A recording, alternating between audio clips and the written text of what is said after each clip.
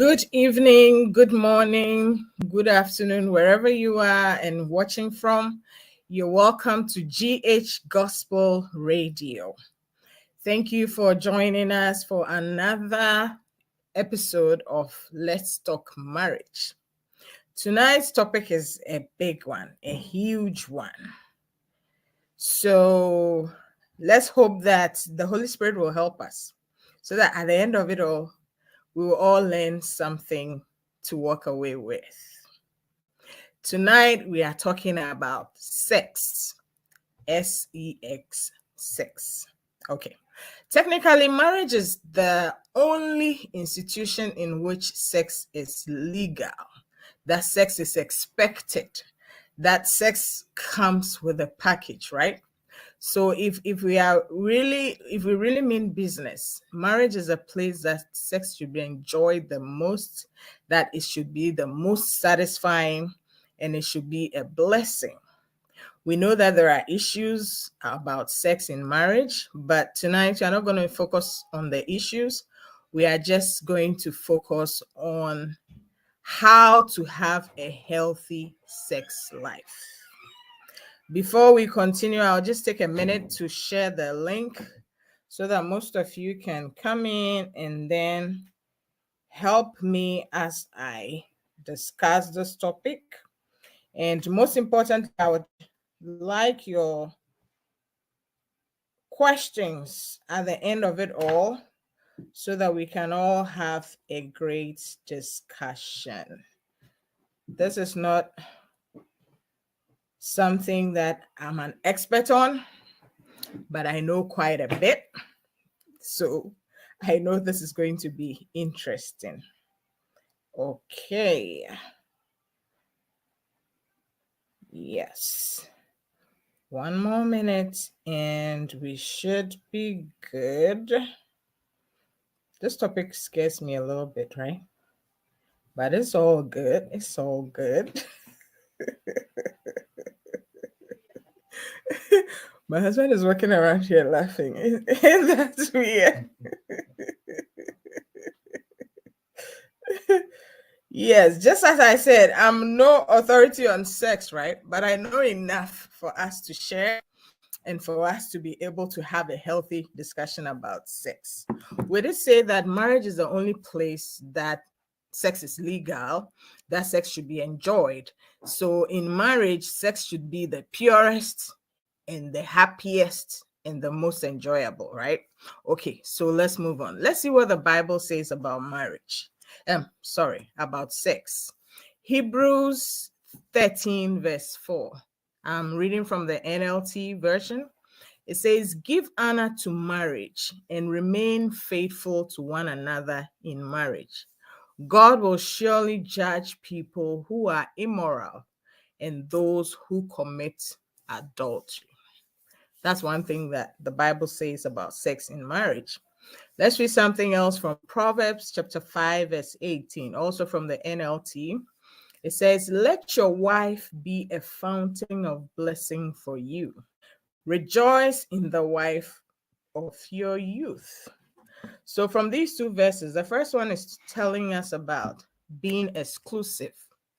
It goes without saying that my sex should only be with your partner. Sex should only be in marriage. Adultery is wrong. Fornication is wrong. Sex should only be with your partner and only be in marriage. And it didn't say that your husband or your wife will curse you or come after you. It did say that God himself will judge you. So even the things that you did that nobody saw, God has seen you and you are accountable to God. And the verse from Proverbs also said that rejoice in the wife of your youth. In other words, it's telling you to just enjoy sex. Sex does not have to be endured. It has to be enjoyed proper. If you're not enjoying sex in marriage, then that's a problem you need to fix as soon as possible, because you are making a vital resource go to waste, and God doesn't want that to happen. Why should sex be enjoyed? First of all, it is God who created sex. Sex is not man's idea. Sex is not made by society, but it is God who created sex. And anybody who has had sex, good sex, will tell you that sex is very good for stress relief. It is good for communication. It is good for exercise. It is good to express love and attention.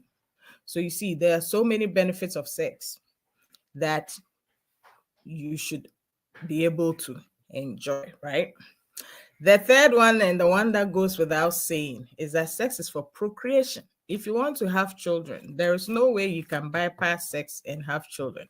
Of course, we know that there's IVF and all that, but the natural way and the easiest way and the cheapest way to have kids is to have regular sex. In fact, most of the time when you're being investigated for infertility, the first question that you'll be asked is that, how often do you have sex? How regularly do you have sex? So it's important that when you are looking for a child, you need to have regular sex for procreation. And it is very important that you and your husband or you and your wife develop a healthy sex life, because contrary to popular belief, nobody comes into marriage being an expert in sex.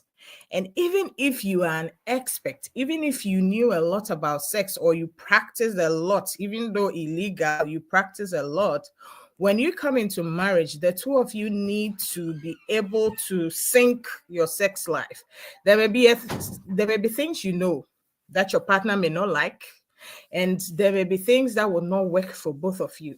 So no matter what experience that you have, no matter where you are coming from, when you get married, the two of you have to start from scratch to develop a healthy sex life, to know what each other wants, to know how to satisfy each other. And the most painful thing is that you be in marriage and then one person is satisfied and the other person is not. That is so sad. And that brings a whole lot of issues. And sometimes too, somebody may be so experienced and may want certain things that the partner is not ready or able to provide.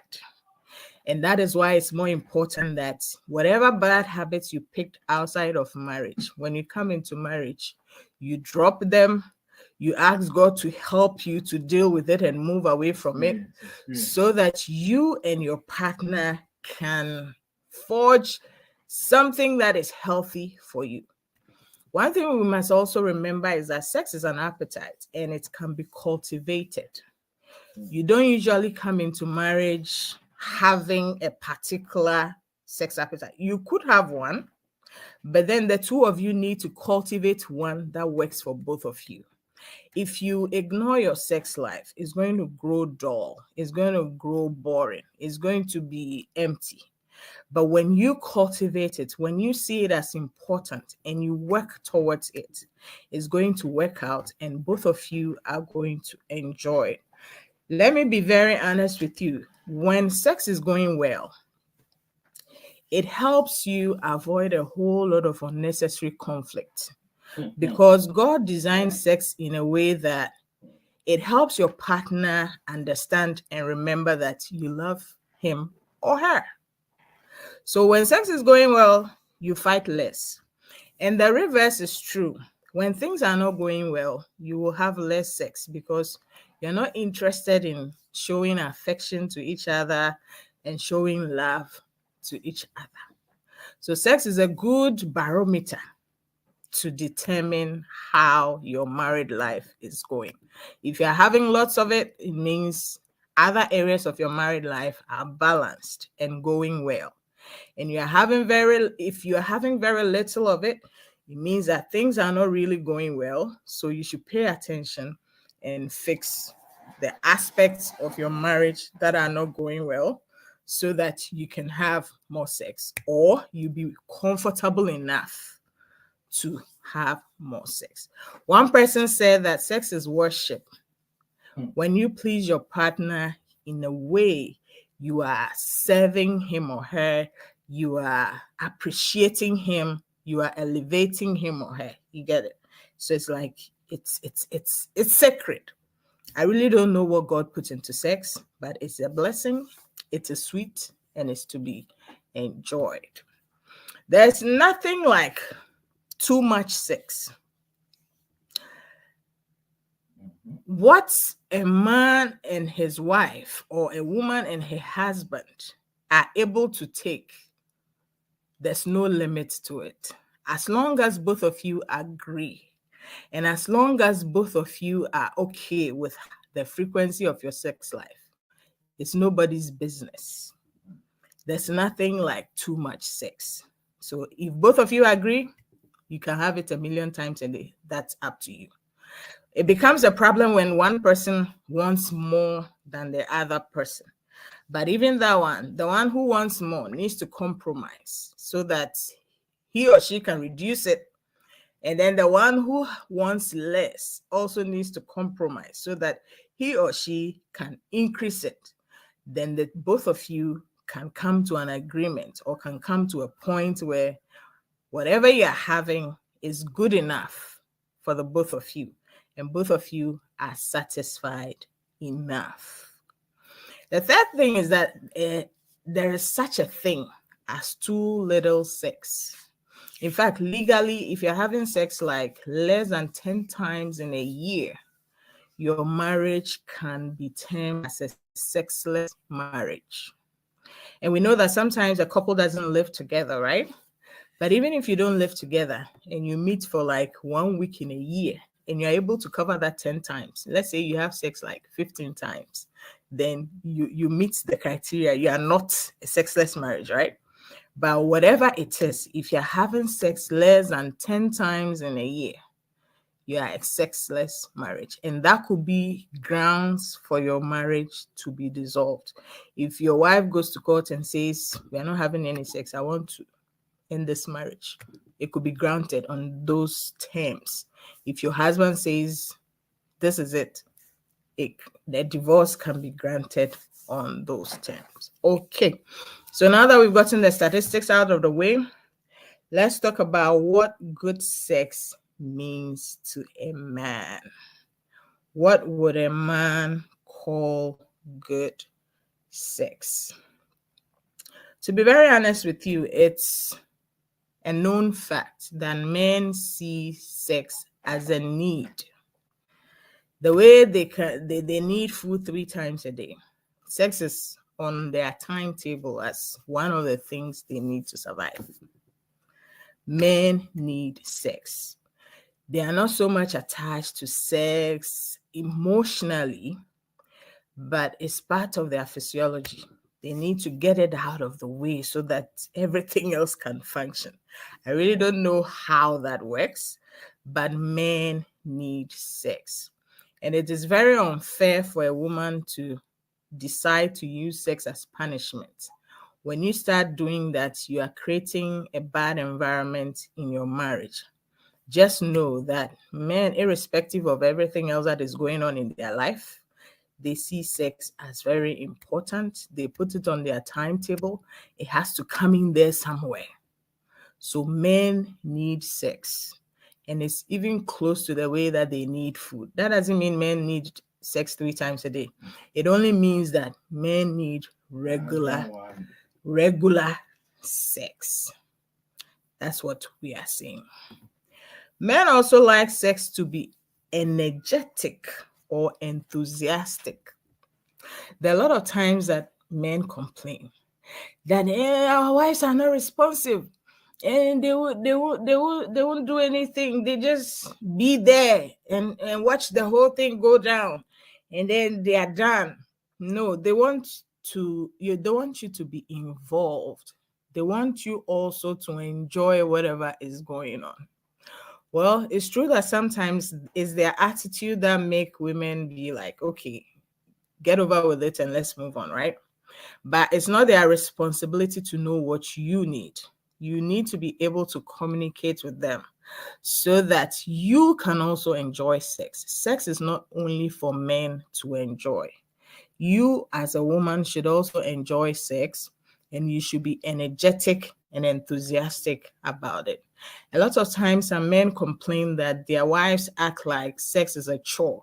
So it's like they are the ones who are always begging for it, and they are the ones who just do all the work, and the women just be silent and watch things happen. Men don't want you to be quiet. They also want you to be excited enough that sometimes you will be the one to initiate it. Sometimes you will be the one to take charge of things, right? They want you to be energetic. They want you to be happy with the whole action. They don't just want you. Somebody said, when you're done, cover it. Meaning that she's going to bed. You just do your business. When you're done, cover it and move on. No, that is so wrong. It's a two-person business. The two of you should be involved. You should be energetic and excited as well. Men like variety. Men like variety. So they always want to try new things. If you are somebody who is not open to trying new things, it makes things a little bit still for them. That is why there are a lot of men who like to just have different women all the time. They like variety. But of course, we know that in marriage, it is not allowed and it is evil. Even outside of marriage, you're not supposed to go sharing sex with multiple partners. So what you do is, you as a woman need to be open to the idea of making things interesting. When they suggest things, go along with them. Try it at least once or something. But if it's something that you just cannot do or you're not willing to do, you shouldn't be coerced into it. Just say no and move on. But at least be open to trying new things. Okay, the fourth one I'm going to talk about. Many men are excited about something they call head or BJ. If you know, you know. If you don't know, call me after the program. We'll talk about it. So put that in your pocket, something to spice up your sex life. Find out what head is. Find out what a BJ is. It makes the soup exciting. If you know, you know. If you don't know, call me later. Okay, so now let's talk about what good sex mean for women. Oh, my favorite part. You see, women enjoy sex when they are happy with you. If you've been having issues, if you've just had a quarrel, if it's like if there's something going on in the marriage, if there's strife, if there's stress, a woman giving her body to you is so hard. I know that it should not be the standard, but I'm just trying to state the facts, right? So that we can work on it or we can find a way around it. When a woman is angry about something, it's difficult for her to have sex. So as a man, yours is like, if you know you've done something to your wife, just go and apologize quickly. Get it out of the way. Otherwise, your wife will have a headache that never goes away. Every time I have a headache, every time I'm tired. It's not that she's really tired. It's possibly because she is resenting you for something. She's angry with you about something. The other thing is that women like tender, loving care. Trust me, a lot of men wish they could just jump on a woman, do their business, get up, and walk away.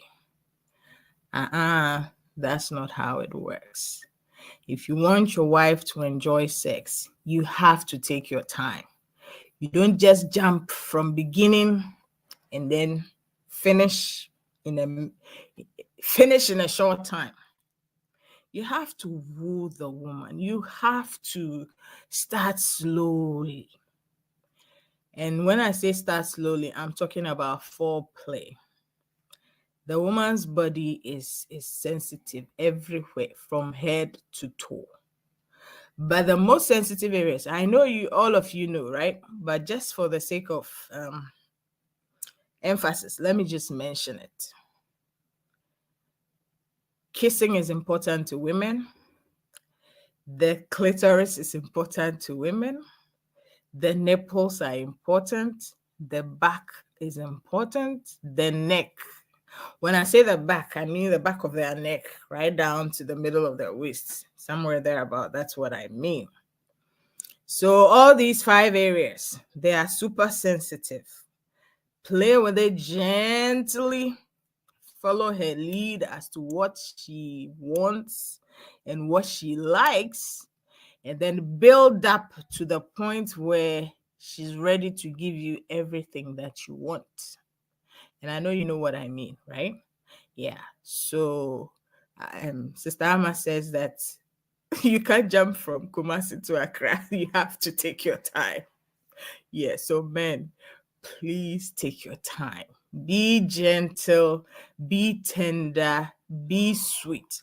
A lot of men see it as a waste of time. They see it as, we've been married for so long. Every time you want me to caress you and be gentle and talk to you, can't we just do it quickly and go? No, it doesn't work like that.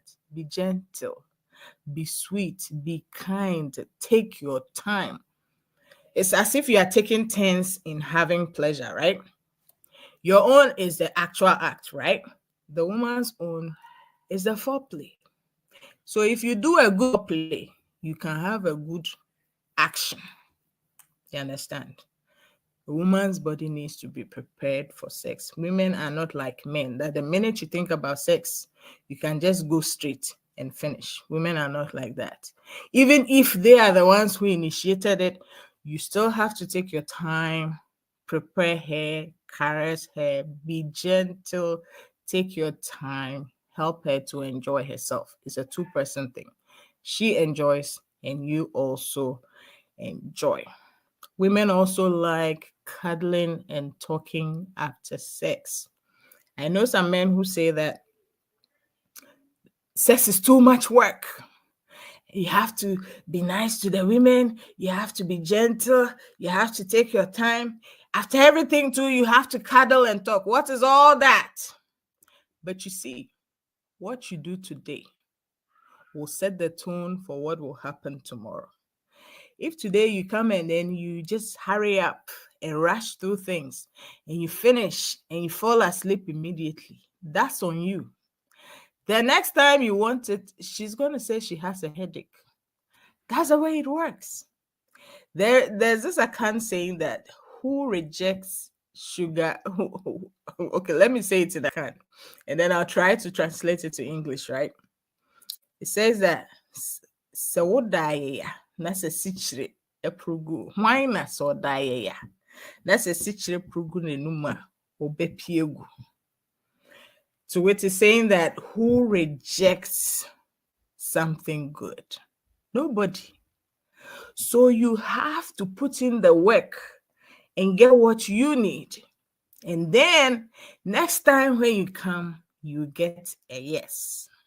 If you want to keep having it regularly, the way men want it regularly, then you too, when you come, let it sweeten the woman.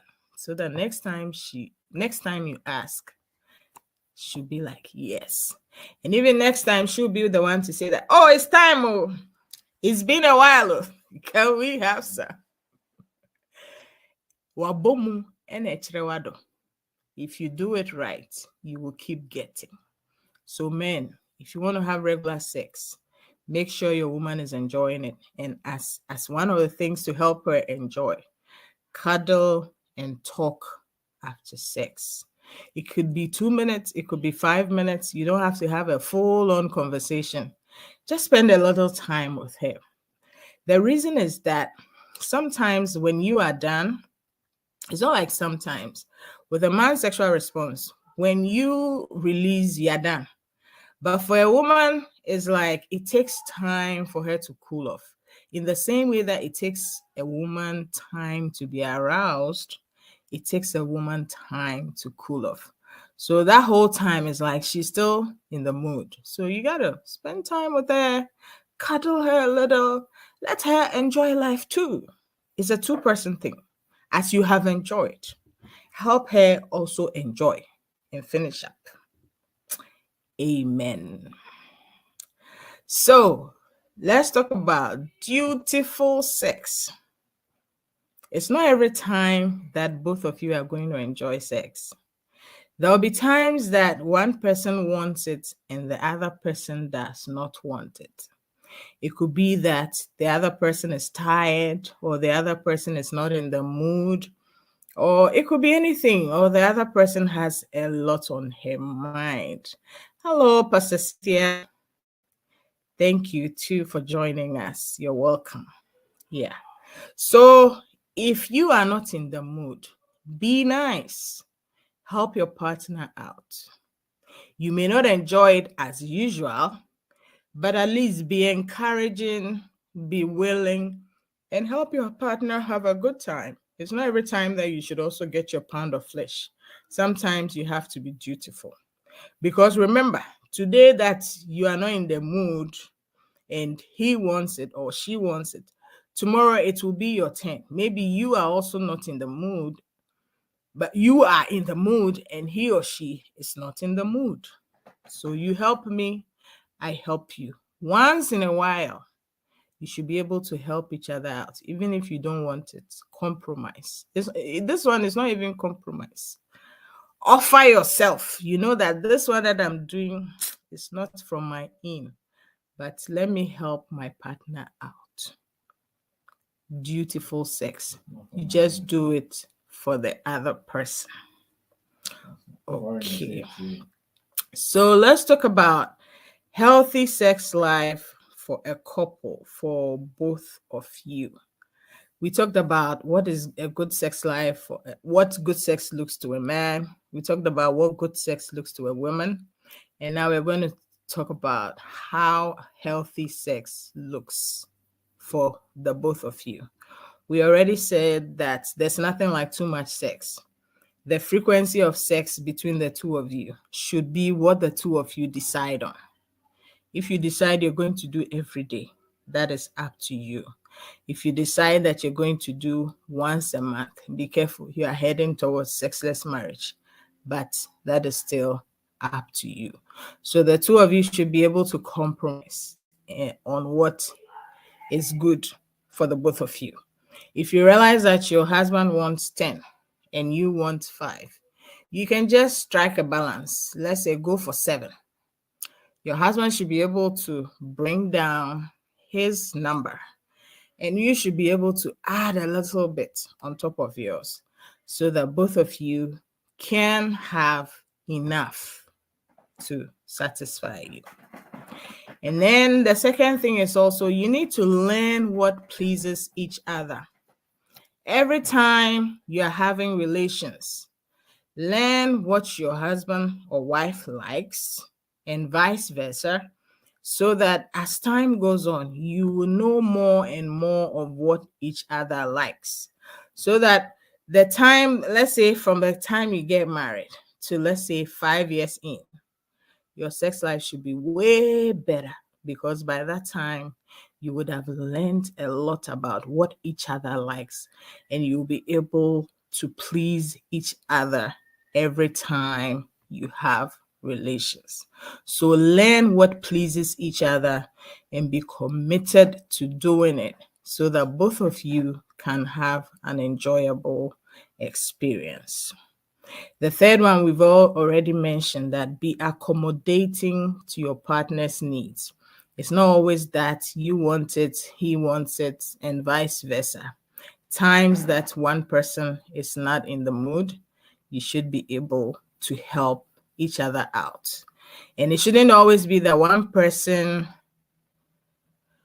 Somebody asked that, must it be on the numbers? I don't really understand the question. I did say that if your frequency is higher than what your partner wants, what you do is you find a middle ground, or you compromise, so that one person doesn't think we're having too much and the other person thinks we're having too little. Both of you need to work it out between the two of you. and compromise. I think that's what you meant. All right, let us look at factors that work against having a healthy sex life. Number one on the list is unhealthy mindsets and attitude. You see, a lot of times women are groomed to keep themselves for marriage, right?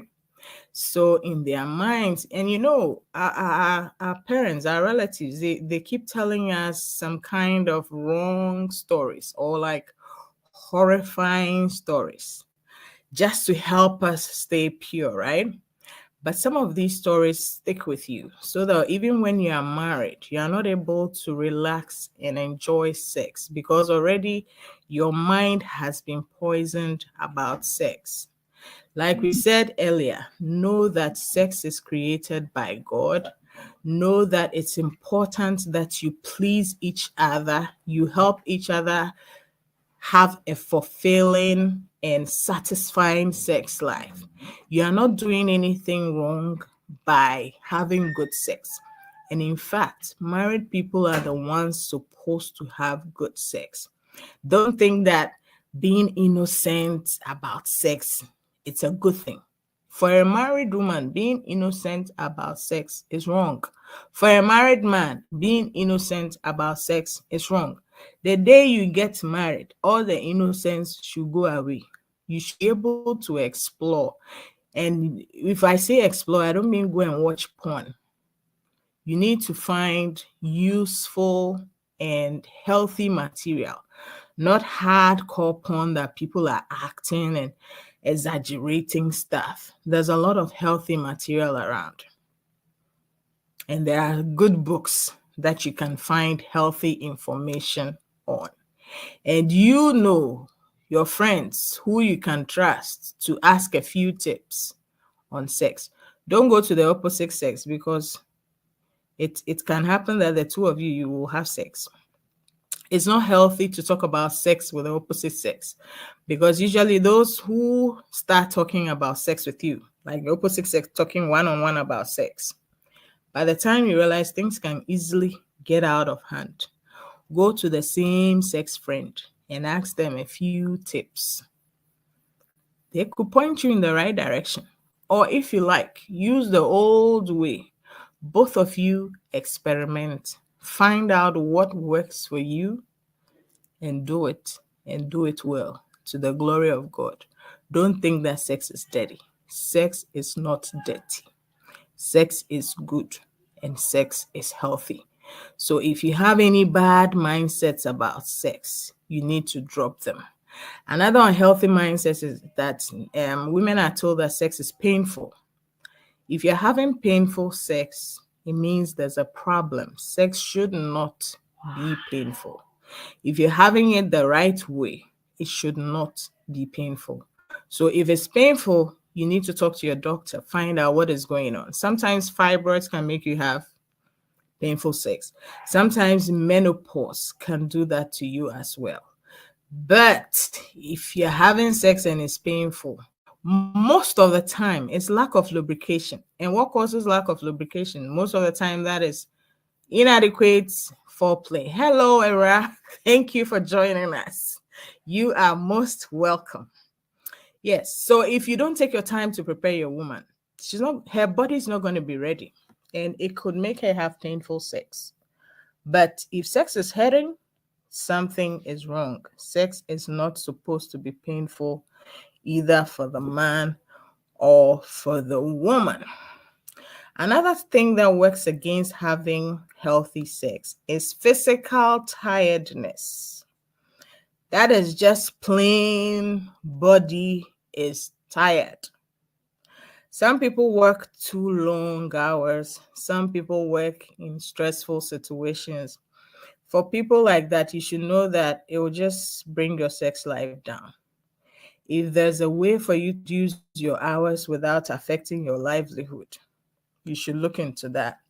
And I know there are a lot of women, they like to clean their house like 10 times a day and add on chores to themselves. By the time you finish all those chores, you will be tired. There's no way you're going to be interested in sex. For the men too, they'll stay long at work and they'll work hard. There's no way by the time you get home, sex will be on your mind. The body reserves its energy for the most important things. So if you are tired or you are stressed, it just shuts down the part of your brain that is for pleasure, because pleasure is secondary. When you're stressed and tired, your body is in fight mode, your body is in flight mode. So your sex or your pleasure part is going to shut down. So if you're working too hard or you're working too long, it's going to affect your sex life. You can fix it by trying to adjust your schedule, or you can just reserve sex for the days that your schedule is lighter. You just need to work that out and make sure that you're having a healthy sex life. The other thing too is conflicting schedules. I know a lot of people who work, like the man works morning shifts, the woman works night shift. As a man is coming home, the woman is leaving the house. It's like you don't even have enough time together for you to even think about moving on to sex. One easy way that you can get around it is that schedule sex. There's nothing wrong with scheduling. Try to find times that you can both be at home and make sure that you get it in before your relationship or your marriage goes dry. Make it a point to put it on the timetable. If your schedules are conflicting, make it a point to find somewhere and put it there. I know that a lot of people will say that it's not romantic, but hey, having enough sex and not being romantic is better than not having anything at all. So you got to figure it out and make room for it in your life. The other thing that work against having a healthy sex life is what I call women with kids syndrome. Okay, let me explain that to you. When a woman, from what I know, when a woman is looking for children, she will do anything to encourage sex because, like we established earlier, the basic purpose of sex is to have children, right? But after a woman has had kids, the thing that happens is that usually you get busy. Children are a whole lot of work. You hardly have any extra time to yourself. So when a woman has kids, it's very hard for her to prioritize lovemaking because her table, her plate is already full.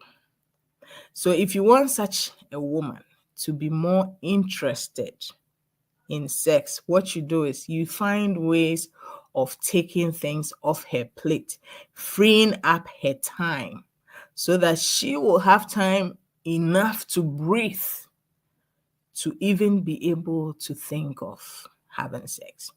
And especially the men who don't like to help at home.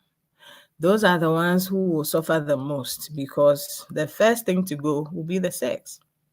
If you want to get more, help her out. Take about 2 hours off her schedule by helping her. When you come back from home and there's work to be done, don't let it be her job. You need to get in there and help so that she can finish quickly, she can be done and have enough time to relax, and then she'll be all yours. And trust me, as much as you help her, she even appreciates you more and is even more willing to reward you.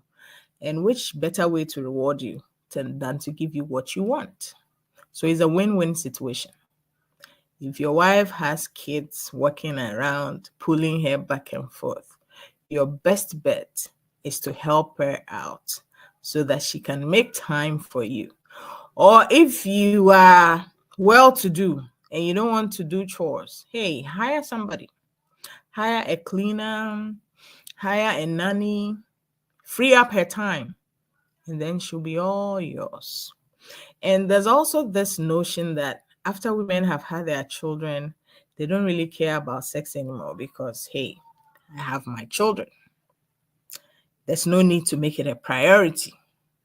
So that's a time that you, the man, need to work hard in encouraging her, show her how much you love her, show her that she's still the girl that you married, take her out on dates away from the kids so that she can remember that there's somebody else in her life apart from the kids. And then your sex life will be revived.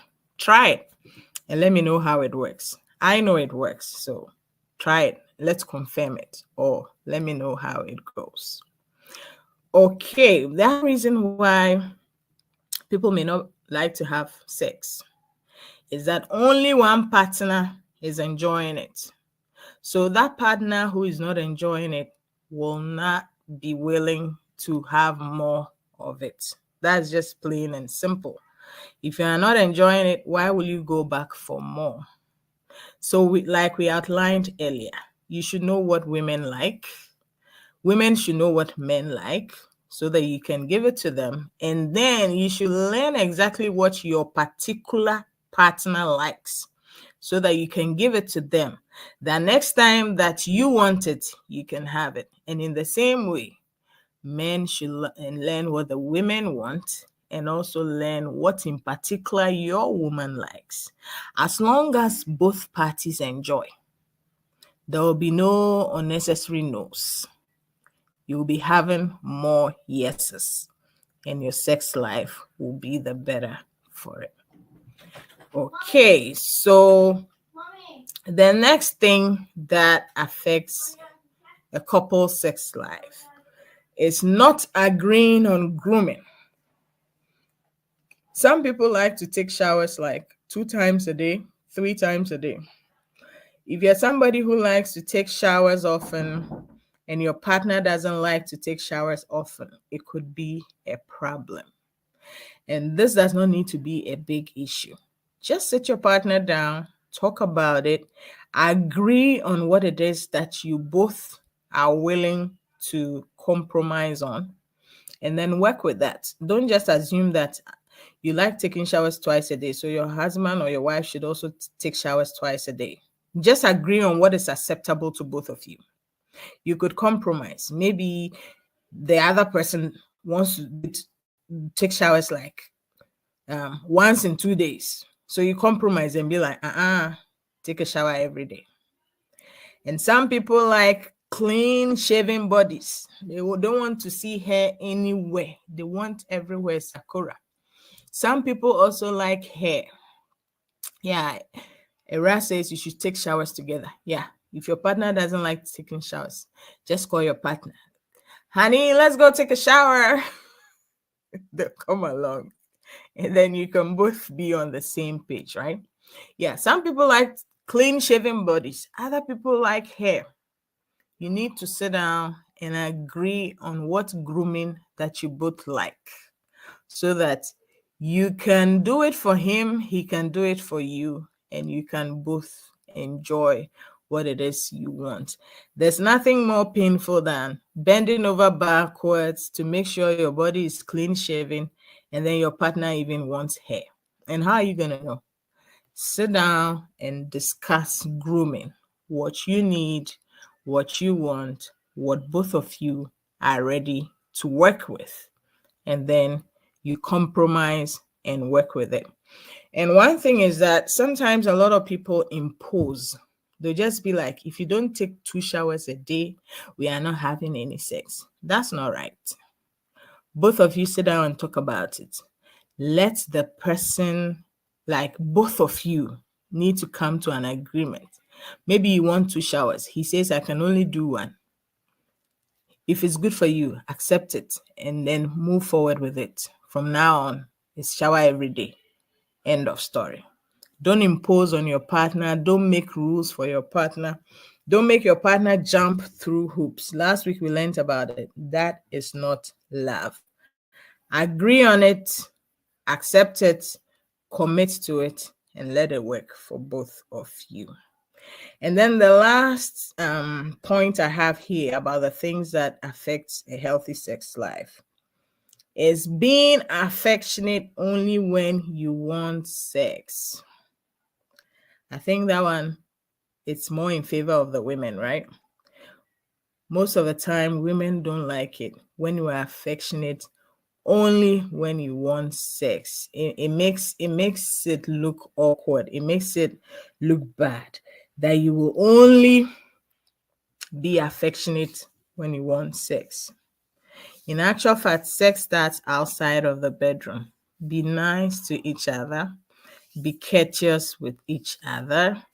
And last week we talked about the love languages. Be using each other's love language frequently so that it's not only when you want sex that you come in, start acting affectionate.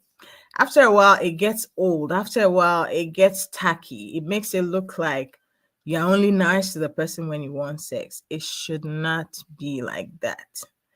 Be nice and affectionate with each other. If you know your partner likes physical touch, be holding their hands when you are walking about in town, so that by the time you get home in the evening, your partner feels loved enough because you've been affectionate the whole day. You've been affectionate outside of wanting sex. So do not limit your affections only when you want sex. Be affectionate with each other all the time. So this is the point where my long talk or monologue is over. So if you have any questions, this is a great time to type it. We'll see it and then we will answer it before we bring this session to a close. But let's remember that when you are not having sex, it might not be sex per se that is the problem. Other areas of your marriage may be causing that. When you get to the bottom of it and fix the areas of your marriage that are not working well, your sex life will improve.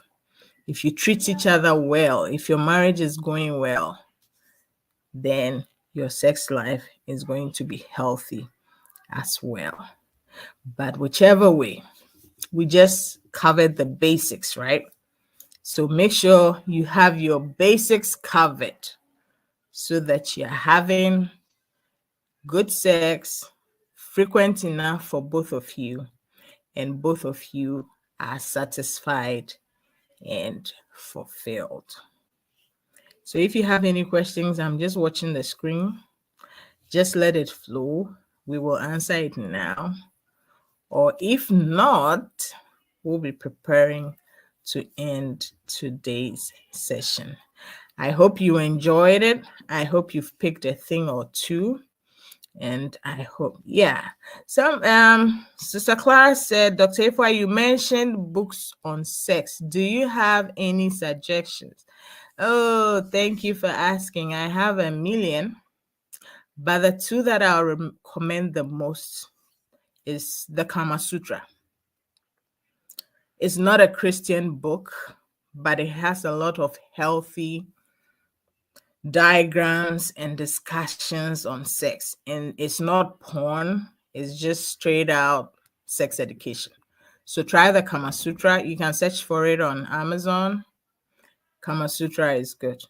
And the other one is the Sex Positions Bible by Randy Lee, I believe. I think when you search for it, it will come up. The Sex Positions Bible. Go look for that one.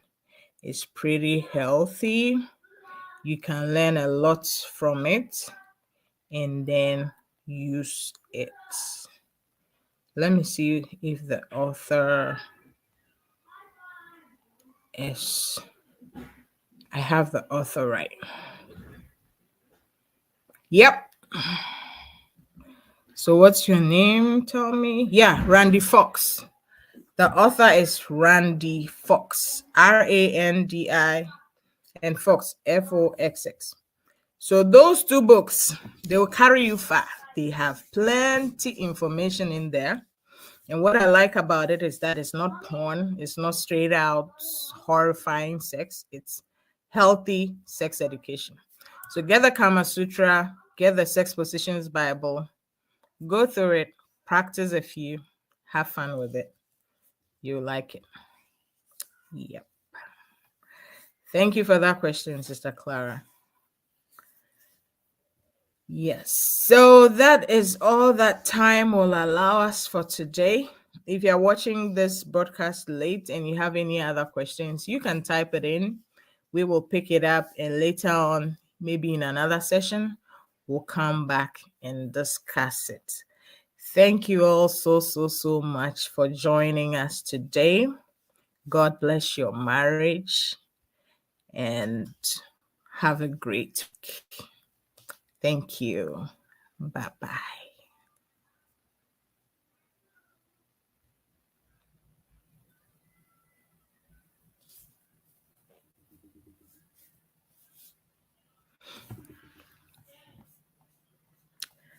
Bye, Favor. Thank you for joining.